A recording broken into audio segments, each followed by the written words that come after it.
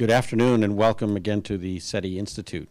This is again our weekly colloquium series, which we bring to you every Tuesday at noon, and we're delighted to see new friends and old friends and familiar faces at our weekly talk series. And we're continuing today on the theme of exoplanets, where we had a nice talk last week from one of our own researchers. And as I said last week, I confessed to having a bit of favoritism toward the exoplanet work and the work of Kepler, but also GPI, because I find the results in terms of the number of planetary systems that we're discovering and the number of exoplanets we're discovering to be rather profound in the extreme. So we continue the theme today, and I'm delighted to be introducing to you Dr. Bruce Macintosh from Stanford University. He will be speaking to us. His presentation is called The Direct Imaging of Extrasolar Planets and the Gemini Planet Imager, of which he and his colleagues are pioneers in new instrumentation that is allowing this imaging capability. I will tell you that with my good friend and one of our trustees, Pierre, we saw Bruce speak on this topic back in May at SLAC, and it was astounding because I think that at that talk, one of the first public displays of direct imaged exoplanets was shown to a wide audience, and it was pretty mind-boggling, very, very impressive to see. So a little bit of background on Bruce. Bruce is a professor of physics at the Kevley Institute for Particle Astrophysics and Cosmology at Stanford. He obtained his PhD at UCLA, working on infrared instrumentation and searches for low-mass companions to stars. As a postdoctoral researcher and staff scientist at the Lawrence Livermore Laboratory, he worked on using adaptive optics to sharpen images made by ground-based telescopes at the Lick and Keck observatories. He co-led the team that made the first ever images of an extrasolar planetary system, discovering 4 giant planets orbiting the young star HR 8799. He's a principal investigator for the Gemini Planet Imager. And for those of you who saw the announcement a few weeks ago, the press release from Stanford, and also we put this on our own website, he was the principal investigator and lead author on a paper about 51 Eri b, which is a Jupiter-like gas giant, also directly imaged using the GPI system, and it's orbiting a star about 100 light years from here. So pretty amazing and interesting stuff.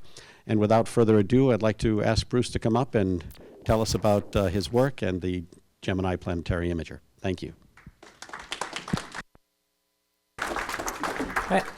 Thank you for the introduction and also the opportunity to come here and speak at SETI. As I said, I'll be talking about direct imaging extrasolar planets and the Gemini Planet Imager, GPI, which is an instrument deployed on a telescope in Chile. Not this telescope, actually the next telescope over, but the view looking in this direction is better with the condor in the foreground. And this represents the work of a very large collaboration of people, and I'm obviously could fill up the whole hour reading the names and highlighting the roles of the individuals, which I won't do. But in particular, James Graham from UC Berkeley, who I think actually did an earlier talk on this, except at the time he wasn't allowed to talk about our newest results, so I get to cover more. And also SETI participants, especially Frank Marchese, who I've been working with in one form or another for more than 15 years, originally on planets in our solar system until we got kind of bored of those and moved on to the extrasolar planets, who's a PI here at SETI, Eric Nielsen, who's a postdoctoral researcher who works for Frank and myself, sort of splitting his time between SETI and Stanford, and Sarah Blount, who was a summer student here who did some really excellent modeling of the system that I'll be discovering. So you've heard a lot of exoplanet talks. You don't need to be told why it's interesting to do. It's one of the most interesting questions, in my admittedly biased opinion, in not just astrophysics but science, and it's a question that's people have been thinking about for 1,000 years or more. Are there many worlds, or is there but one world? It's a question we now know part of the answer to. We know there are a lot of other planets out there. We know, depending on how you count, 1,000 or 2,000 extrasolar planets orbiting other systems. So our level of knowledge has expanded enormously in the past 20 years. But our level of ignorance, as is often the case in science, has also expanded enormously, in that of these thousands of planets, we really have no clear understanding of the process that formed them, of the nature and the composition of whether solar systems like our own are somewhat rare, incredibly rare, or uniquely rare, and many, many other questions. And a large number of researchers with a large number of techniques are working together to answer that question. Missions like Kepler have been absolutely crucial in it. But the direct imaging that we do is also important now and going to be even more important going into the future, and that's what I'll talk about. Again, with history, we'll just go back a long way. This is before I went to graduate school, the view of the universe, which basically consisted of the Earth as being the center of the universe and a bunch of stuff that wasn't the Earth going around and around it. And you can kind of see why that's a natural model for the universe. If you're standing and you're patient enough to stand all night, you watch stars rise, you watch stars set, you get the feeling that it's all moving relative to you. Plus, it's a natural assumption if you're human beings to assume that you are the most important thing there is.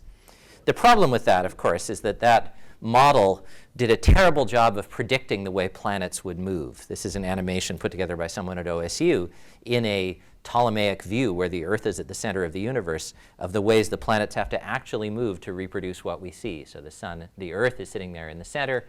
All the other planets are going around it as I start the animation. And you can see, oh yeah, the sun goes around, that's nice and easy. But to reproduce what we actually see, Mars, for example, has to make these giant, great swoops, because if you watch the position of Mars night by night, sometimes it moves forward, sometimes it moves backwards. Very hard to understand if all it's doing is going around the Earth in a relatively simple way. So if the Earth was the center of the universe, you have to have this incredibly complicated pattern of things referred to as epicycles. On the other hand, if you put the sun where it's supposed to be in the center of the universe, like the animation now shows, it's a fairly natural behavior that sitting on the Earth, watching the other planets go, sometimes you're overtaking Mars, and so Mars will appear to be moving backwards relative to you. Other times, you are moving on the opposite side of Mars, and it'll appear to be going forward relative to you. So if you put the sun in the center, as we all know, the universe gets pretty straightforward. And the first people to really do that definitively, Copernicus and Kepler, produced quantitative models that use this idea of a heliocentric universe to explain the motions of the planets. So Kepler, also together with Tycho, took positions of the planets night by night by night.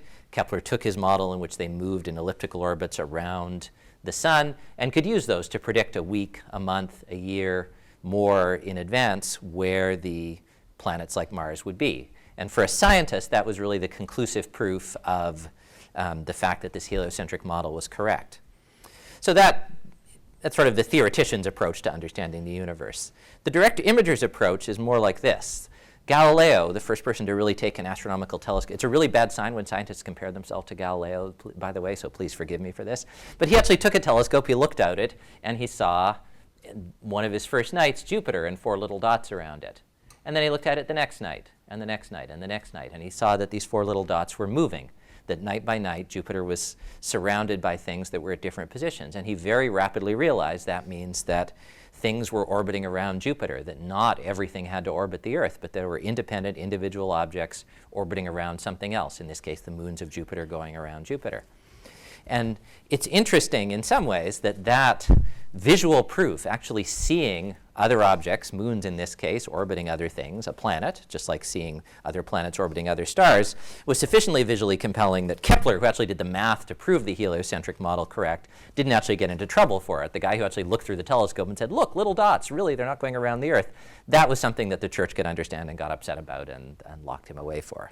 So there is something specifically exciting about seeing objects, whether they're moons or planets, that isn't necessarily quite as exciting as plotting the positions of objects on graphs night by night. And of course, back when they were doing this, there were 6 planets in the solar system. Briefly, there were 9. Now we're down to about 8, depending on how you count. And with a clear distinction in our solar system between rocky planets, nice small things you can walk on close to the sun, and giant planets, big puffy gas balls far away from the sun, with the dwarf guys kind of in the middle to mess it up. And of course, a clear relationship that Kepler demonstrated between how long they take to orbit and where they're located in the solar system. And so when I went to graduate school, mostly nobody talked about planets because planets weren't very exciting for astronomers when I was in graduate school. To the extent that they did, we were taught a model of forming solar systems that did a really good job of making our solar system, because that's, embarrassingly, a pre-Copernican way what we thought the rest of the universe would look like. And that model starts with a star surrounded by a disk of gas and dust, as in this animation, and that disk of gas and dust gradually forms the nice flat set of planets that we see.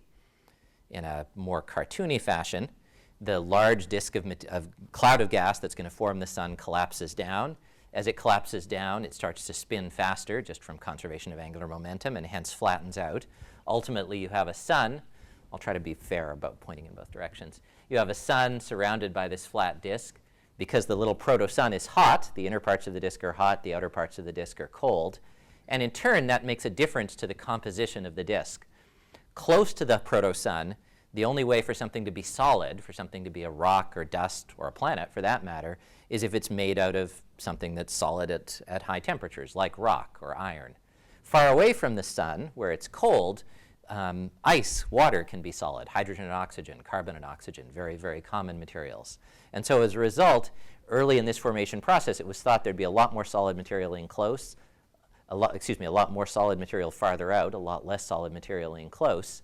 In turn, that makes it easy to make big planets far out, where you've got lots of stuff to build up a core at the center of a planet, rapidly enough that it can then absorb the gaseous material from the disk around it.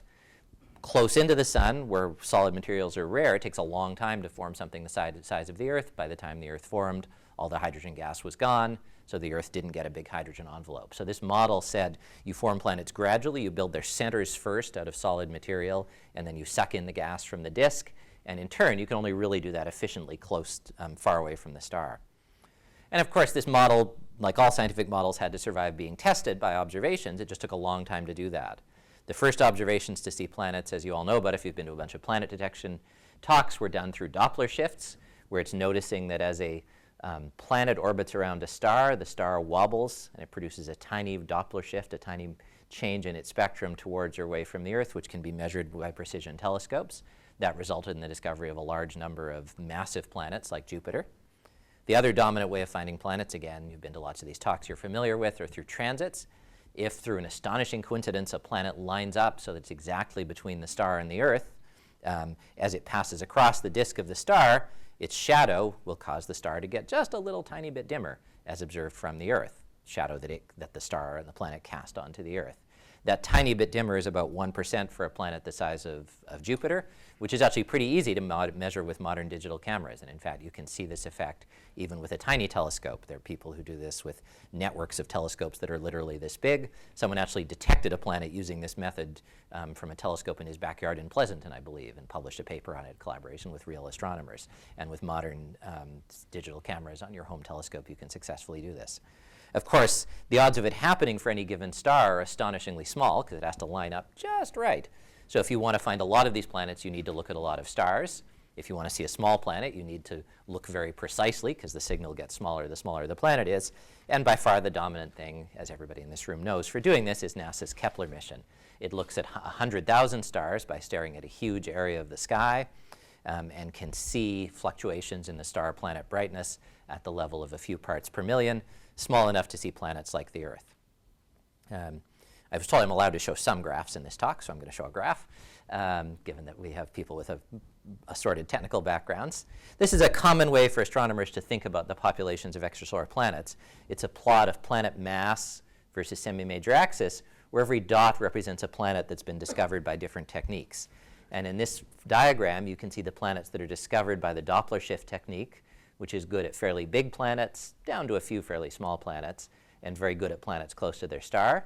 You can see the planets that are detected through the transit techniques, especially Kepler, with some color coding for planets that have been seen through both techniques, and a spattering of planets through other techniques, including my direct image planets, which I'll get back to in a little bit. I've highlighted roughly where our solar system goes.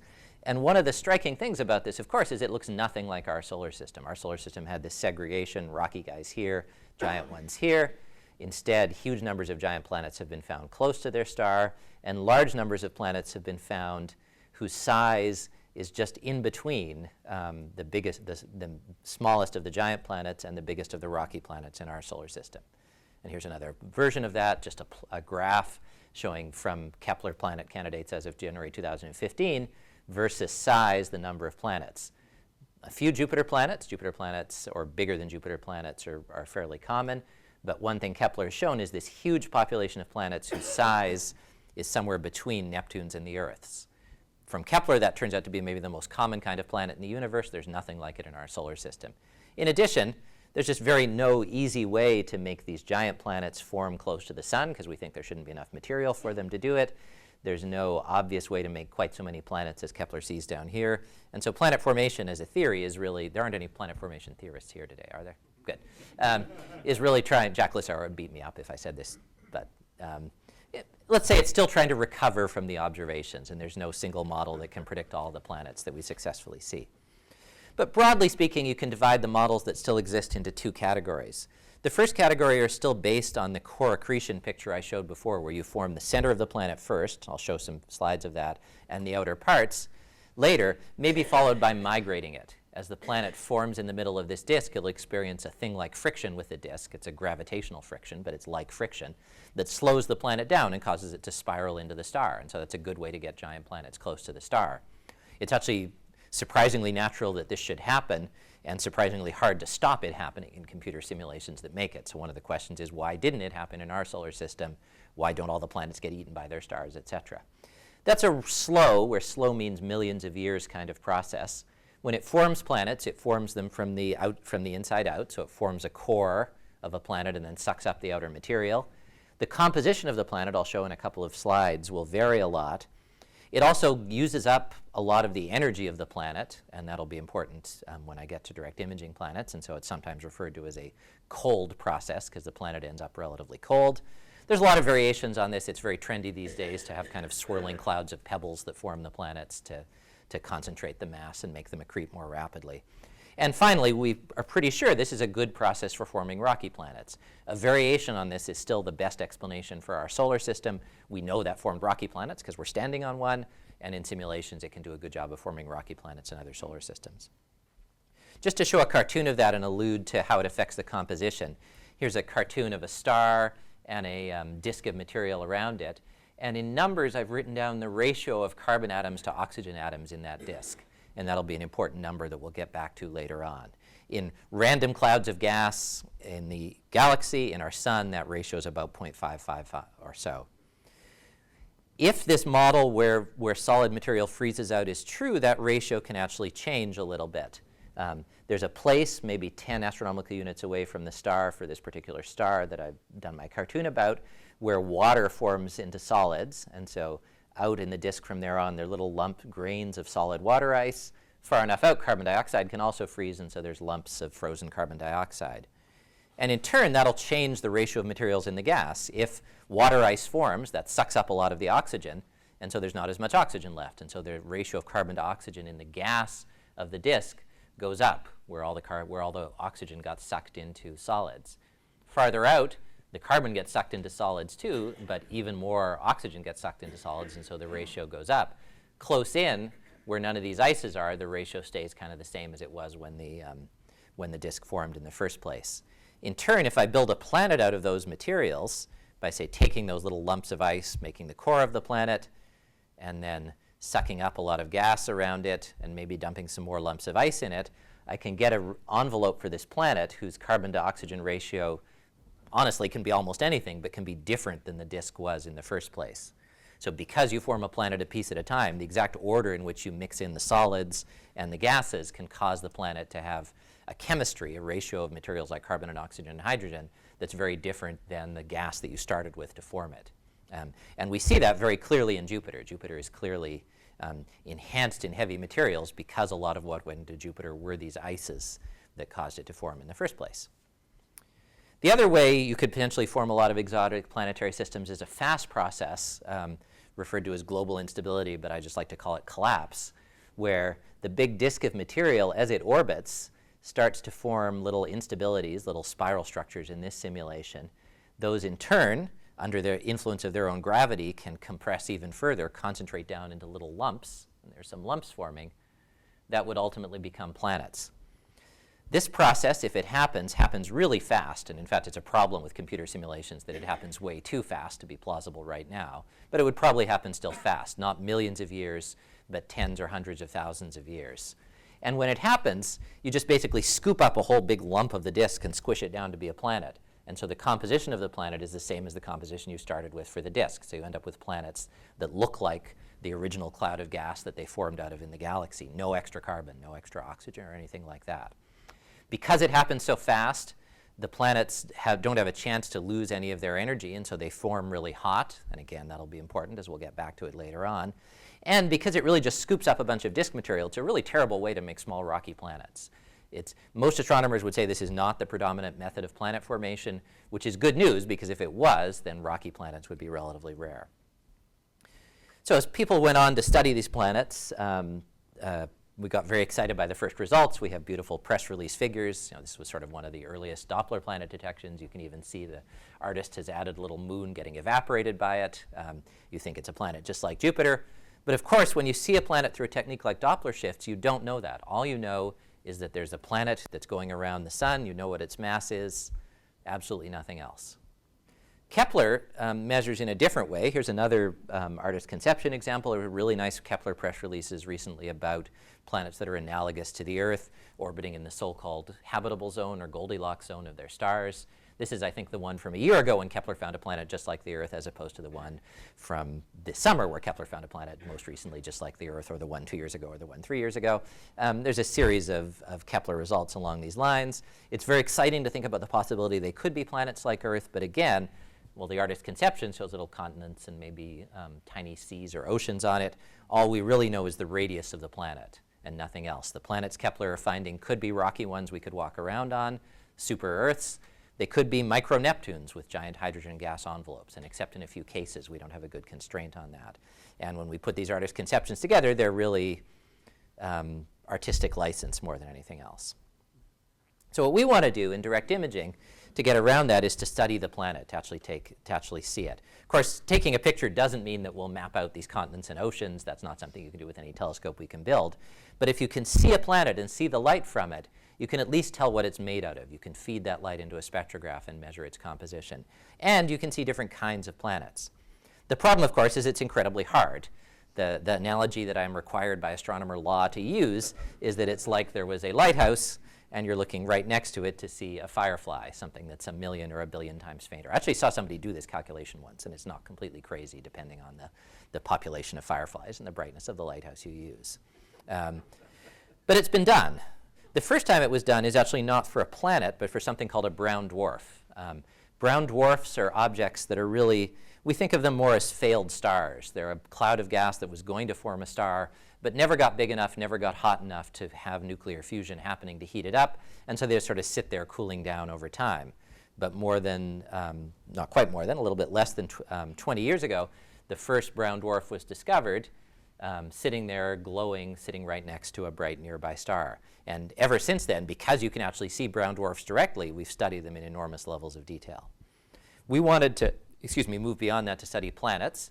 The phase 1 of this we did using the Keck telescopes. So the Keck telescopes are 2 10-meter telescopes in Hawaii you're probably familiar with. They're in adjacent buildings, but 99% of the time you only use one Keck telescope at a time, mostly this one for me. Beautiful telescopes. Their primary mirror is the shape of a hexagon, super polished segments all attached together. They're on this mountain in Hawaii because that puts them way up above most of the turbulence in the Earth's atmosphere, but not all of it. And so even from the Keck telescope, one problem looking for a planet is that when you look at a star, turbulence in the Earth's atmosphere blows the star up into a big blob and you can't see the planet. Light coming from a star gets distorted by blobs of light in the Earth's atmosphere in all different directions. We fixed that with a technology we called adaptive optics. We have mirrors that can change their shape, that can be bent by little electric actuators to take the rays of light from the star and bring them all back into a sharp focus. In a non-cartoon version, the adaptive optics instruments kind of look like this. The big telescope here gathers all the light, brings it down to a focus. The deformable mirror, the mirror that can change its shape, does that about 1,000 times a second to take all the rays of light distorted by the atmosphere and bring them back together. It does that in response to commands from something called a wavefront sensor that measures the turbulence in the Earth's atmosphere 1,000 times a second. Computer converts that into instructions for the deformable mirror and successfully makes the image better. We take a fraction of the light from the star and split it with a thing called a dichroic to that wavefront sensor. The rest of the light goes down to where we can actually do science with it. This kind of technology has been in routine operation astronomically on astronomical telescopes for about 15 years. And it can take something like this, which is an image of Neptune taken with a Keck telescope under good atmospheric turbulence conditions. You can kind of tell that there's something there. It's mostly round, although it looks surprisingly not round for a planet, and that there's some stuff going on it. You turn the adaptive optics system on and it looks like that. So it can sharpen up the images by factors of 10 or 20 to sort of Hubble's telescope quality images on our giant telescopes on the ground. With that, we can fix the light coming from the star, but we still can't easily see planets. Jupiter in our solar system is at about 1 billion, 10 to the 9 times fainter than the Sun. And that's too faint to overcome, even with adaptive optics, even with the Keck telescope. The second trick we use to find planets, in addition to the adaptive optics, is we look for the right kind of planets. And the right kind means young planets. So these processes I described for forming planets, in either case, initially, big cloud of gas, at the end, small planet. Big cloud of gas has a lot of gravitational potential energy because it's spread out over a large area. By the time you take all that mass and it ends up being a planet through whatever pathway it took, that energy gets released in the form of heat in the planet itself. So when planets form, they're hot. Jupiter now is sitting around at minus 200 degrees, but when Jupiter was brand new, it might have had a temperature of 3,000 degrees or more, glowing fairly brightly. By the time it's 10 million years old, 1,500 degrees, 100 million years old, 500 degrees, now minus 200. And that glow is detectable, especially if you choose to look at infrared light, which is the light that things give off when they have sort of warm temperatures. Planets become much, much brighter. So another graph.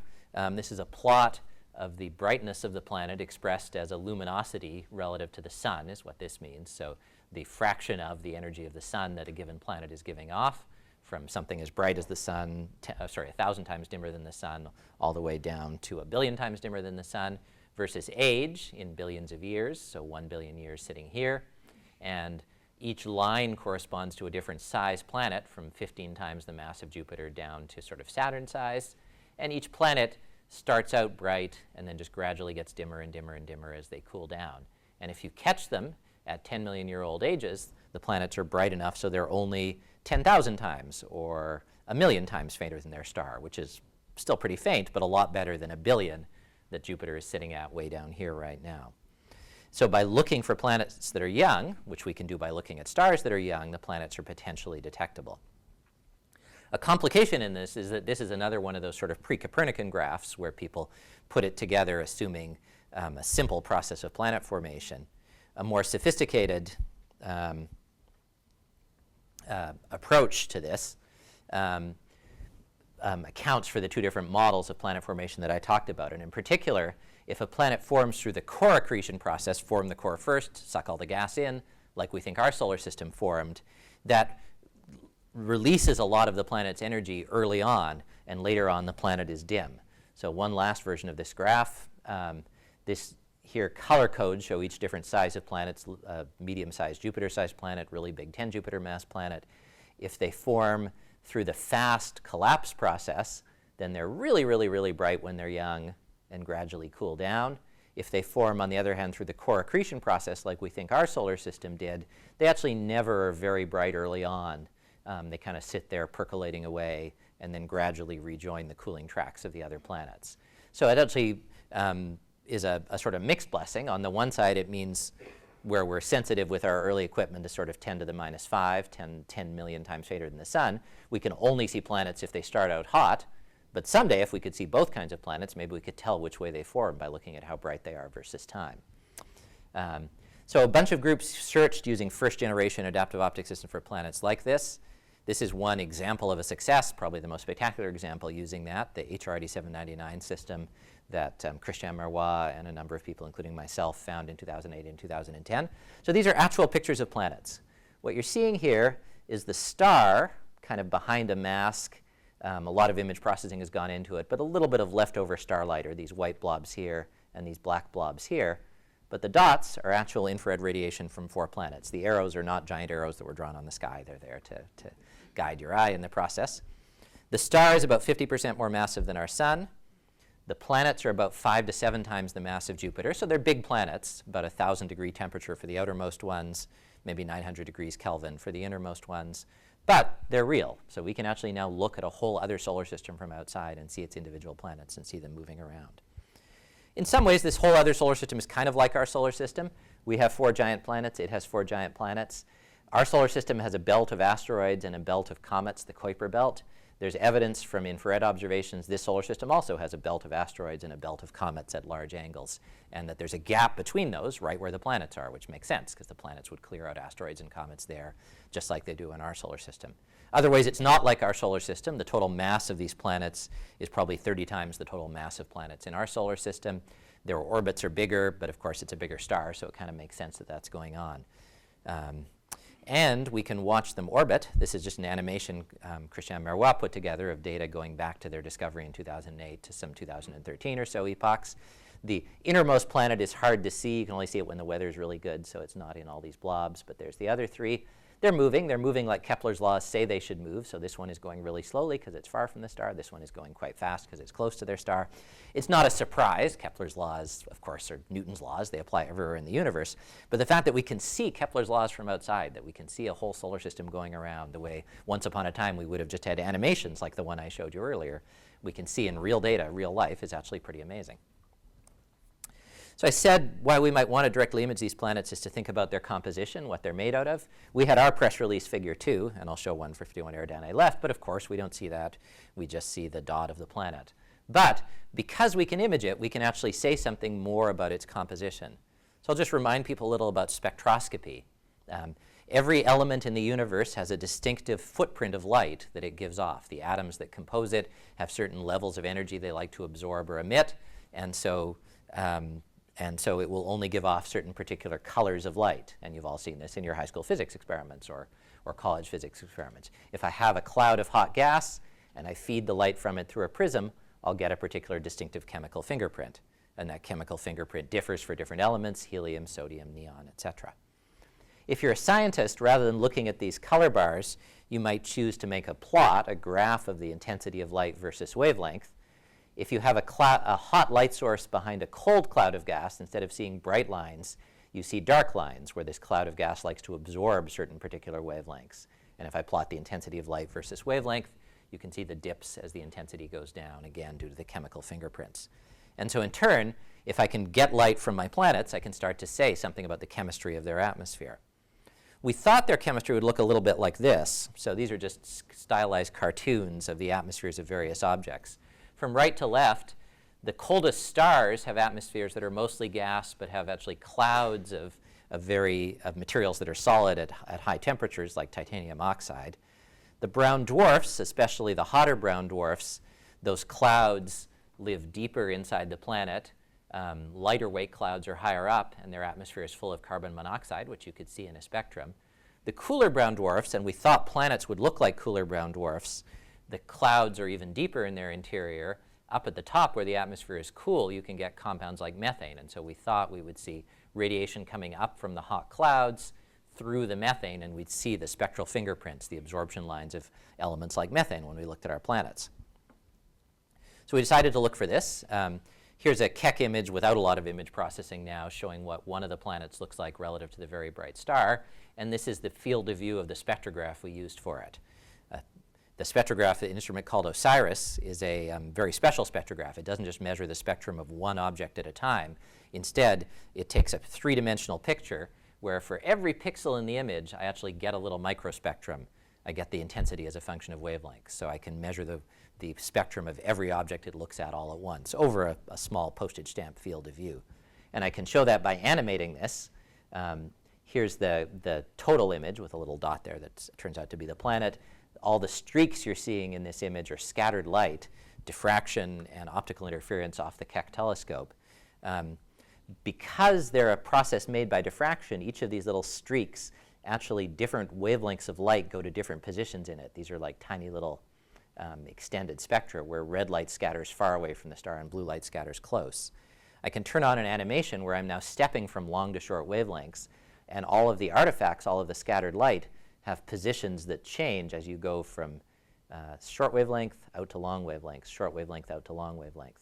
The planet always stays at the same position at all wavelengths, and so you can use that to get rid of all the scattered light and say, yeah, there's the planet. Stack it up.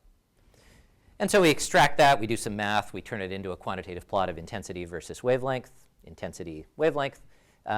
And you can see in this is near infrared radiation because that's where the planet's bright, so long wave visible light would be somewhere off here, long wavelengths of light.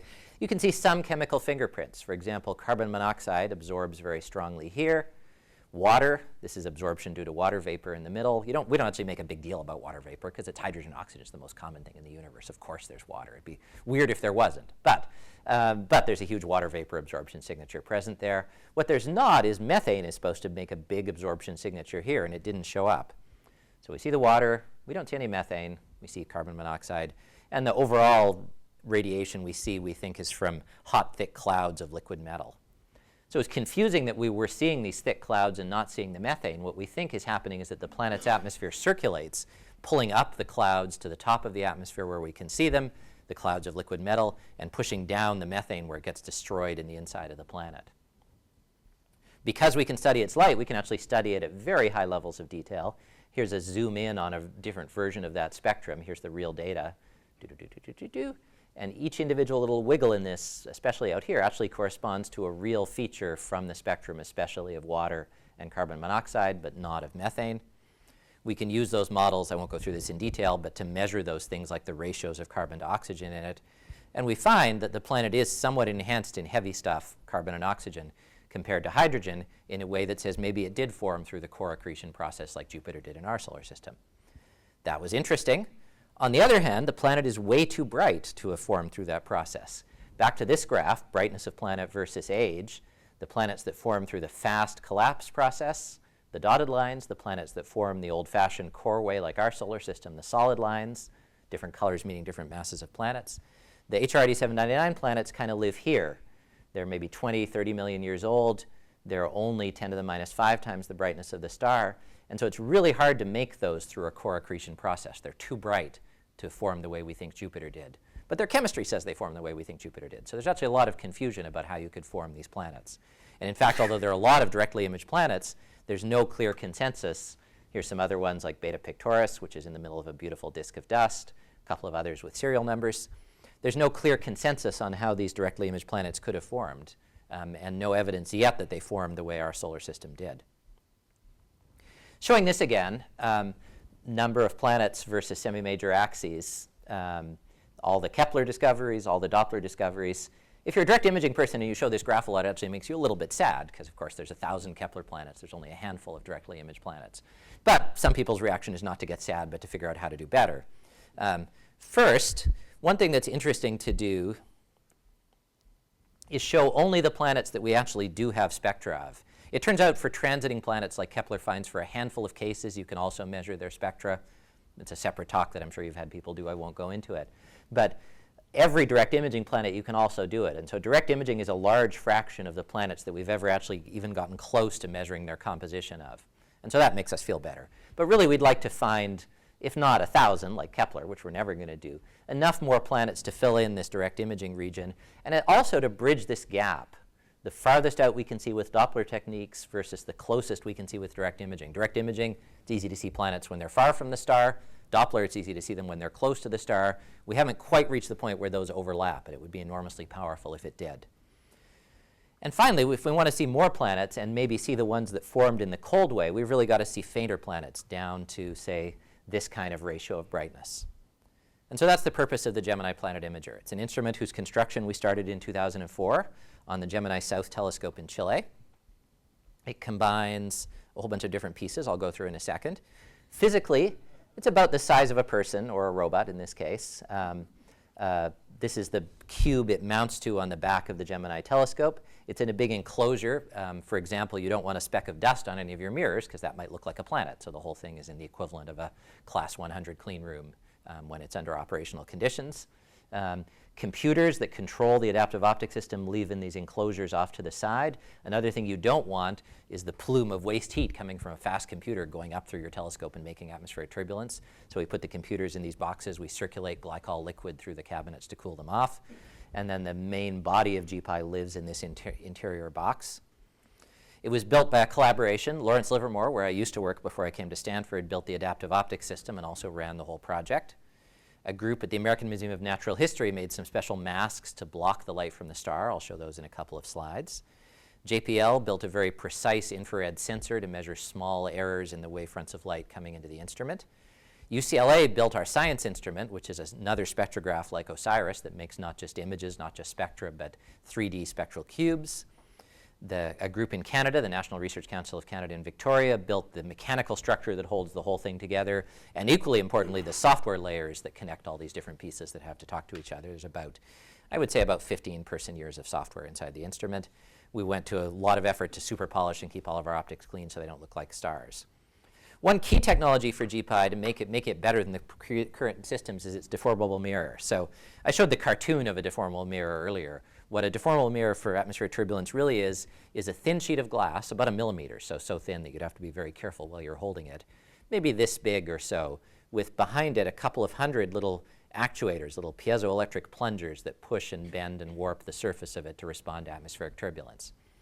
For GPI, we needed to do that not just at a couple of hundred locations, but at several thousand to properly keep up and correct for all the little distortions in atmospheric turbulence. If we built this with the same technology, little electric plungers glued behind it, the GPI deformable mirror would have to be kind of this big across, and it wouldn't have fit in that enclosure on the back of the telescope, and it would have cost on the order of let's say, $5 million or so. Instead, our deformable mirror is actually a microchip. It's a silicon device called a MEMS, a microelectromechanical systems device, which is basically laid down lithographically the same way microchips are, with 4,000 of these actuators in something kind of the size of a quarter. I mentioned masks to block the star. We kind of smooth the transmission of the telescope so it doesn't have sharp edges to diffract off of, but kind of looks like this donut mask. And then we focus the starlight down onto a mirror with a hole in it such that the star falls down. The planet comes to a focus off to the side, and we separate the two so we can measure the spectrum of the planet that way. We built the whole thing at a bunch of different places, then integrated it not far from here at UC Santa Cruz. We installed the infrared spectrograph in 2012. The instrument has to operate in a fairly tough environment on the telescope in Chile. You're on the back of a telescope, so as the telescope points in different directions, the instrument might bend, and it has to stay aligned to within about 10 microns or so that's not acceptable. So we put it on a crane, we cranked it all over the sky, we saw how aligned it stayed. When it moved, which of course it does, we measured those motions and we programmed the computers to compensate for them by steering mirrors in opposite directions. Similarly, it has to work not just at kind of room temperature, but down to -3 or -5 Celsius, which is the coldest it's supposed to get at Chile. So we built a giant meat locker around it and then chilled the whole thing down to -5 Celsius to make sure all the computers worked and that it would stay aligned over a broad range of temperatures. And we did that successfully. We packed it up and shipped it. It's a sort of disconcerting experience to see 10 years of your life packed into crates. My small child helped with the process of packing and shipping. Put it on a truck. You can't drive to Chile. Turns out there's no roads all the way down there. So the truck took it to Los Angeles, and then a LAN Airlines 767 took it down to stopping briefly at Lima, and then continuing to Santiago. And then another truck took it from Santiago to La Serena. I did not watch this process because, first of all, I don't speak Spanish. I wouldn't have been that helpful. And secondly, again, 10 years of your life on a truck going up twisty mountain roads so I was just sort of heavily drugged at home until it actually was delivered. We could follow it, and it made it there intact. So it was unloaded by Gemini. There's the telescope. There's the Chilean truck. Sat in their basement for a couple of weeks. I did fly down to be reunited with it. Glad that it survived the trip. Bolted it onto the back of the telescope. A nice thing about the Gemini telescope is here it is now on the back of the telescope, like in the diagram we saw before, looking up, so light from the telescope comes down into it. You can actually attach multiple cameras and spectrographs to the Gemini telescope. These are some of their other cameras and spectrographs, and so that's nice because while we were getting ours tuned up, they could do science with their other instruments. Our first flight, almost 2 years ago now, large team of scientists and engineers from a bunch of institutions down there for it. Data coming out from GPI, you'll see a bunch of examples of this. Just like with the OSIRIS instrument, it's not an image, it's a spectrum of every pixel. So here's another animation from long to short wavelengths of infrared light. This is just of Neptune in our solar system. As you go through the spectrum at every pixel, we get the intensity of light as a function of wavelength. And in Neptune, you can actually see some of this atmosphere structure. For example, these clouds here are way up near the top of Neptune's atmosphere, and so they stay bright. A cloud that's deep inside Neptune's atmosphere gets much dimmer at the wavelengths of light where methane absorbs because Neptune's atmosphere is full of methane. For early GPI science, we concentrated on planets that were already known to exist.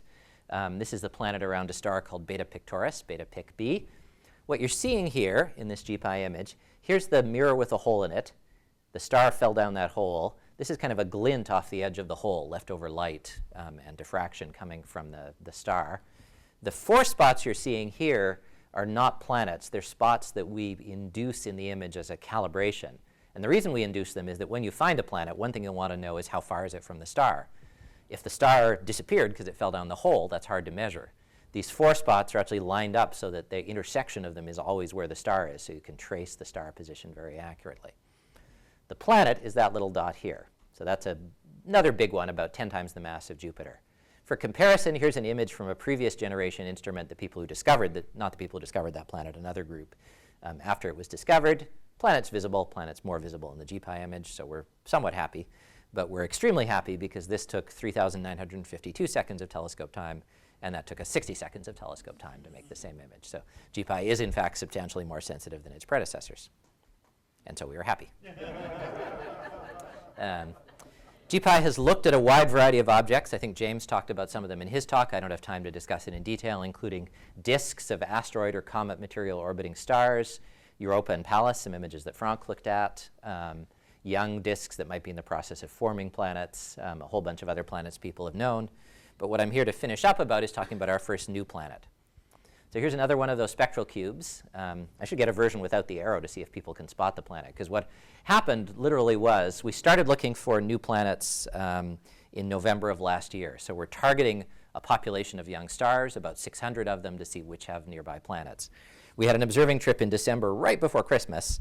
All of us went home pretty much, except for one grad student and one postdoc at Berkeley. And the postdoc, literally looking over the grad student's shoulder at a computer in Berkeley, saw a little dot that was kind of coming and going. All these artifacts sort of hold still, but this little dot is coming and going because the brightness of the planet is changing as a function of wavelength. And here's its spectrum. And it's changing exactly the way our model said cold planets should, where light is being absorbed by methane and emitted by the hot clouds deep in the interior of the planet. The star is about 20 million years old. If it's really a planet, it would be orbiting around where Saturn does. And so the first question we asked ourselves is it really a planet? It turns out there's a large history of thinking you found a planet and being wrong in this game for a lot of reasons. One of the most popular reasons is what we see here. Here's the images from GPI again and a Keck image. We actually took an image with the Keck telescope, so at least we know it's not an artifact from the telescope because it's there with Keck as well. You see something very faint next to something very bright like a star. One explanation is you're seeing something very faint because it really is very faint. It's a planet right next to the star, and planets are faint. Another explanation is it's very faint not because it's really faint, but because it's very far away. It's another star that, through an astonishing coincidence, happens to have lined up right next to your star. And it's not that astonishing coincidence if you do this for years and years and years and years. And in fact, I believe my ratio of actual discovered planets to background objects is about 5 to 400 or so over the course of the career. So traditionally what you do is you come back a year later and you look for motion. If it's really a planet, it'll move with the star, plus maybe orbiting around the star. If it's really a background object, it'll either hold still or wander off in some separate direction. We didn't want to do that, partially because we've been doing this for a long time and we're not very patient, but also partially because we didn't think we needed to. We did observe its position at multiple eras. This is a graph Eric Nielsen here at SETI put together. Here's the year versus the position of the planet. When I plot these, I plot the separation between the planet and the star. That's the top one. And also the angle that the planet and the star make. That's the bottom one. We saw the planet in December of 2015. We confirmed it after Christmas in December 2014, January 2015. But that's such a short period of time. The gray track is the path a background object would have followed. The cone is the range of orbits a real planet could have followed. And you can see over this short period of time, there's no way to tell the two of those apart. We did dig through a lot of archives, and we discovered half a dozen other groups had looked at this one individual star to try and find planets. None of them had seen it, of course. They would have published it. We took, for example, some old Keck data from 2003. We analyzed it very heavily to see if we could see the planet, which would have been about here. We couldn't see the planet. It makes sense. Keck is less sensitive than us. But that does actually help us tell if it was a background object. The star is moving kind of this way. And so if it had been a background object, the star would have left it behind. It would have been farther away from, the star is moving towards the planet. So if it had been a background object back in 2003, the star would have been further away and would have been just barely detectable by Keck. And in fact, we can sort of exclude a range of allowed motions for it. This is a plot, again, Eric put together of now the separation between the planet and the star. We know way back in 2003, the planet had to be within this range, not right on top of the star. We know where it is now. And so we can partially constrain the fact that it's not at least a stationary background object. So that helps. But it could be a background object that's still moving. And in fact, the referee on our paper said, you should reobserve this for you. It was just very snarky about, you know, this is the gold standard, and if people publish a paper that doesn't go up to the gold standard in science, they may be right, they may be wrong, but it'll be a bad example for the kids, and everybody else will be publishing planets that aren't really planets. We did not find that compelling as an argument. What we did find compelling is that because it's GPI, we have a spectrum, and stars don't look like planets. Here's the spectrum at short and longer infrared wavelengths, and it's got this enormous signature of absorption due to methane. Stars don't have methane in their atmosphere. What does have methane in its atmosphere are either real planets or things called brown dwarfs, objects that are in between planets and stars. And the thing about the brown dwarfs is they're incredibly rare. The odds that you would get to find a brown dwarf, you have to survey pretty much the whole sky and you find 100 of them. The odds that you'd find one right next to your individual star, nearly zero. And in fact, the most compelling, not the most compelling quantitative argument, we did the calculations and we say that there'd be about 1 or 2 per million stars we look at, background objects that we would actually find. So the odds of it being a background object are relatively small.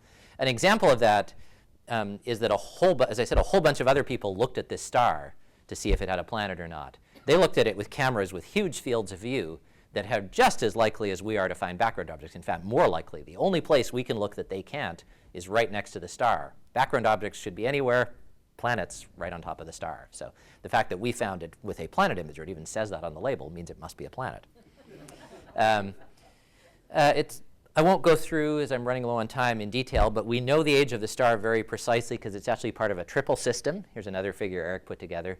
The star and its little planet are over here, and then there's another pair of stars that are orbiting around them in this complicated ballet. This pair of stars, they're relatively low mass stars, and you can measure their age very precisely. We did put together a very cool animation. Jennifer Patience, faculty member at Arizona State University, together with her planetarium, and Danielle and Franck working through here, put together an animation showing the system. Like HRD 799, this system has a comet belt, comet equivalent belt, and an asteroid equivalent belt. And the planet is kind of in between them, which is probably where planets should be. As we zoom in close, you can see the planet sort of sitting there, Jupiter-like, but glowing, because what we see is the infrared glow from it. And in this figure, as it zooms around, you can also see the other 2 stars in the system. I don't actually know. Franck might know if they got the orientation of the Milky Way right or if this is just arbitrary. But it doesn't really matter. Missed the double system. All right, I should have pointed it out.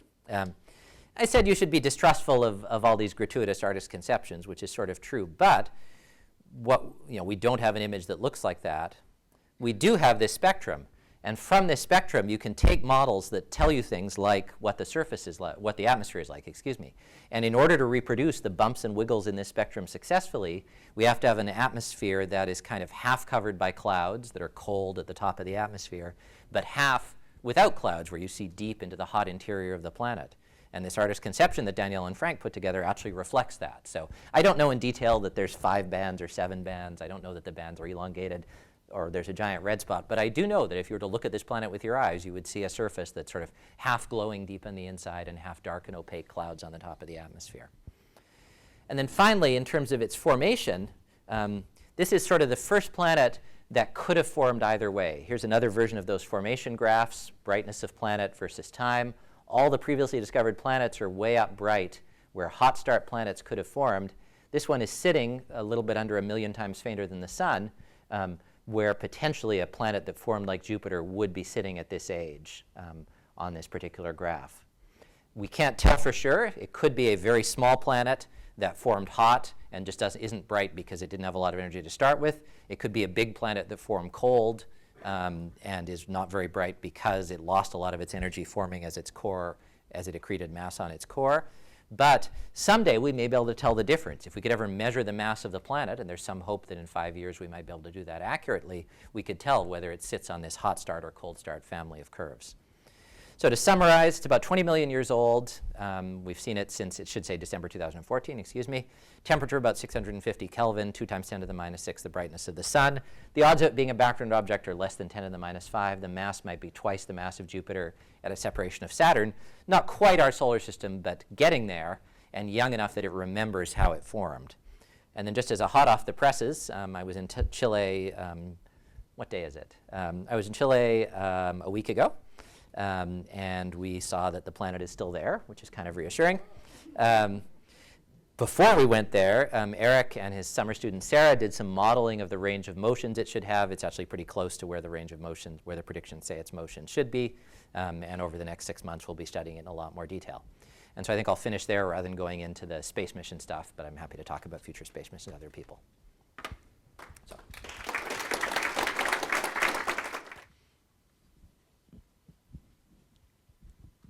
Hi Bruce, nice talk. So my question is, what are the chances that GPI would be able to image a planet by reflected light rather than self-luminous light? Say Alpha Centauri or something like that, not to put too fine a point on it. It's, right, Russ kind of knows the answer to this, but it's a good question to ask. And GPI wasn't designed to do this. It was designed to look for the self-luminous planets. The signal from a reflected light planet is very small, but not completely out of the question, and especially if you took advantage of polarization. So one capability GPI has that I didn't talk about at all is it can measure the polarization of light as well as its spectrum. Light that's scattered by turbulence in the Earth's atmosphere is unpolarized, or light that's scattered by the dust on the telescope is mostly unpolarized. Light that reflects off a planet might be polarized, and if it is, that would help us pick that signal out. So if planets have significant polarization fractions like 10 or 20%, then a 1 or 2 AU planet around maybe even 4 or 5 stars would be within the detectable range if you persuaded the observatory to let you spend 10 or 20 or 30 hours on it. So I'll do Epsilon Eridanus, you can do Alpha Centauri. It'd be a good combination.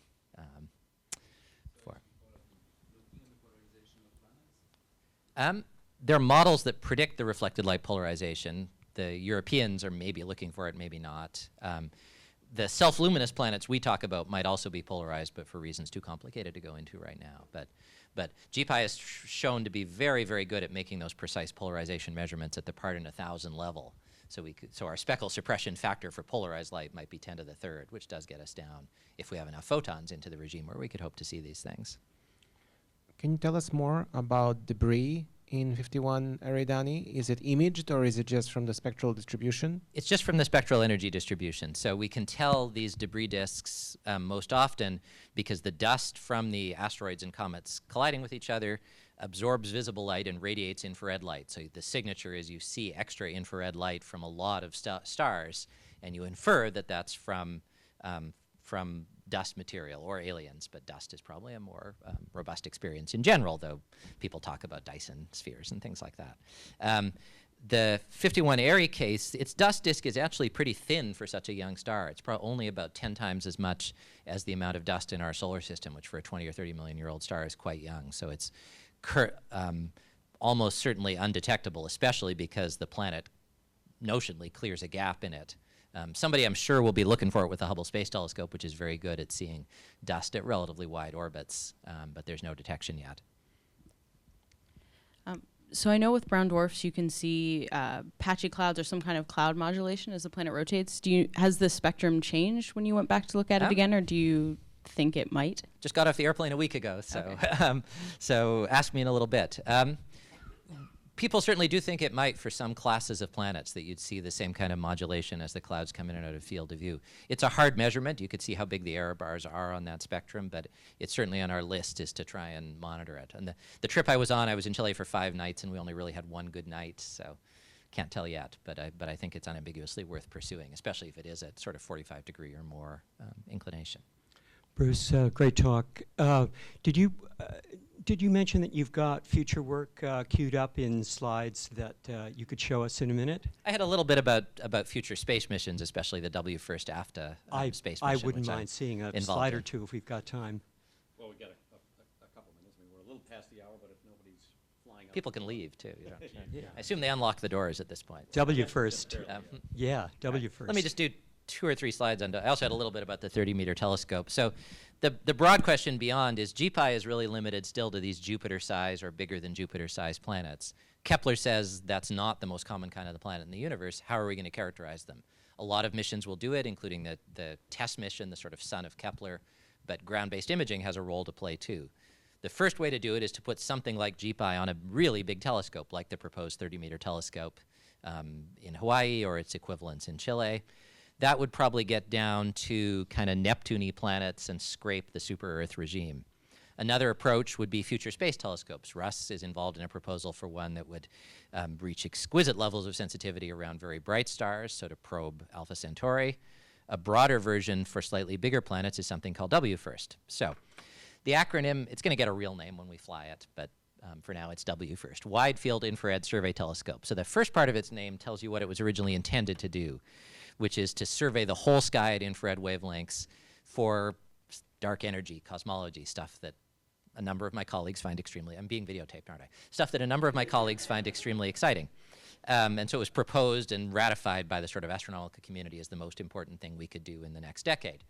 It was originally going to be so the second part of the name, astrophysically focused telescope assets. That's even worse than wide field IR survey telescope because it's not a word.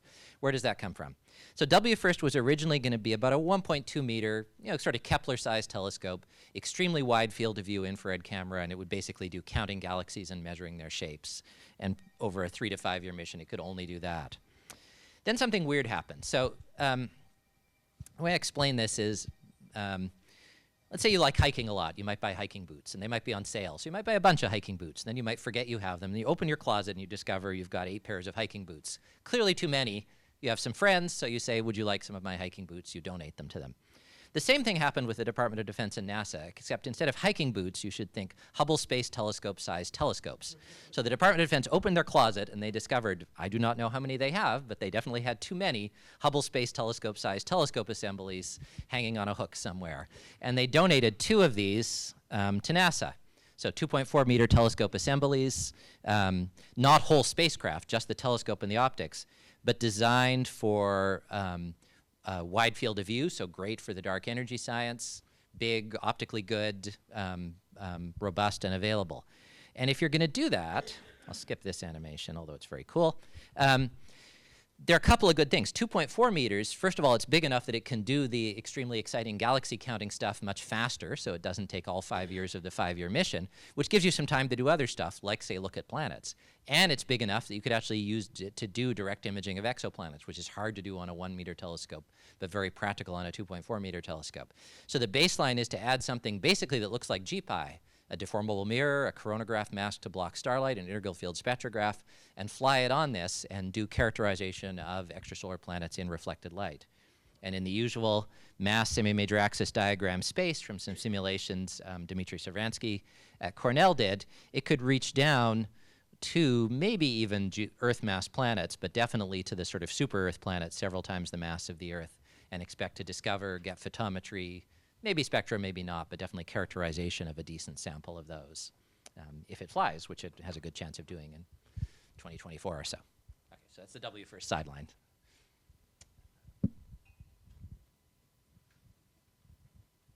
Well, if there's no other questions, I would like to, you want one last quick one? Excellent question. So if you were to, no atmospheric turbulence, but there's still imperfections in the mirror of the telescope. It's better than the Hubble mirror. It doesn't have the big mist spherical aberration in it. But just the act of polishing it puts tiny little ripples in the mirror from the tools you use to polish it. To actually see a planet without any correction, the size of those tiny little ripples would have to be smaller than an atom. They would have to be a tiny fraction of an angstrom or a nanometer. You can't make a mirror that precise, and you can't count on it staying that precise as you fly it in space. So the deformable mirror cancels the aberrations intrinsic to the optics, as well as more complicated diffraction. Russ is wincing because I'm oversimplifying this, but as well as more complicated optical effects intrinsic to the design of the telescope. So it's to fix the little polishing errors and imperfections. That's why you can't do this with Hubble, but you couldn't do this with any space telescope. It's much easier to build it properly, much easier to correct it rather than to try and polish it at that sub-ultra-mega-nanometer level. Okay, one last question. I was wondering, with GPI or maybe future surveys like this, is it at all possible or likely that we could get a long enough time interval of observation of a single planet that we could look at variations in its orbit and actually infer whether there might be lower mass, less bright planets in that solar system caused by those, causing those variations? That's a good question, because Kepler does things like that, of course, in timing of eclipses. It's unlikely. So the fastest orbiting planet that groups I've been involved in have been discovering is sort of a 30 or 40 year period. And so right now I'm trying to exercise better and eat well so that I can see it do a whole orbit. But to see these perturbations, you really need multiple orbits and very precise levels of astrometry. But who knows? We may get that precise going on into the future. All right, well, with that, I would like to thank our speaker, thank Bruce for wonderful talk. And this is the part where our speakers treasure most. This is where we hand out the revered SETI Talks speaker's mug. These are highly valued and prized. I think on eBay now they're about 50,000 a piece. So anyway, very rare, but thank you so much. Great talk. All right.